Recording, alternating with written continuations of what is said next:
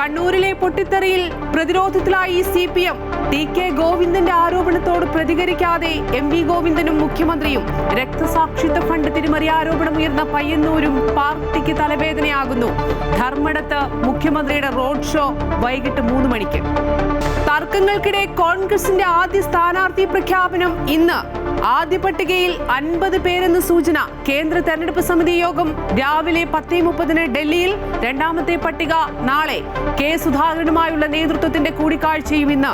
ലീഗിന്റെ സ്ഥാനാർത്ഥികളെയും ഇന്ന് പ്രഖ്യാപിക്കും. സ്റ്റാർ മണ്ഡലങ്ങളിൽ പ്രമുഖർ കളത്തിലിറങ്ങിയതോടെ ആവേശത്തിൽ NDA ക്യാമ്പ്. 47 സ്ഥാനാർത്ഥികളും പ്രചരണം തുടങ്ങി.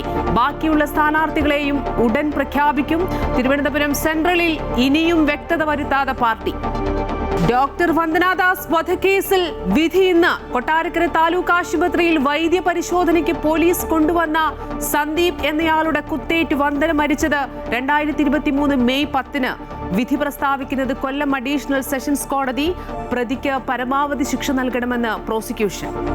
UAE-യിലേക്ക് ഇറാന്റെ ആക്രമണ ശ്രമം. അബുദാബിയിലെ എണ്ണപ്പാടത്തും ബഹ്റൈനിലും ഖത്തറിലും ഡ്രോൺ ആക്രമണ ശ്രമം. ഇറാനൊപ്പമെന്ന നിലപാട് ആവർത്തിച്ച റഷ്യ.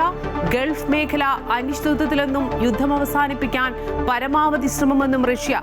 സമാധാന ചർച്ചകൾക്കായി ഈജിപ്ത് വിദേശകാര്യമന്ത്രി ഗൾഫിൽ. അമേരിക്കയുമായി സമാധാന ചർച്ചകൾ നടന്നിട്ടില്ലെന്ന് ഇറാൻ.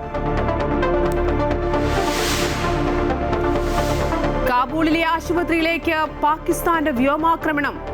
400 പേർ കൊല്ലപ്പെട്ടെന്ന് മാധ്യമങ്ങൾ.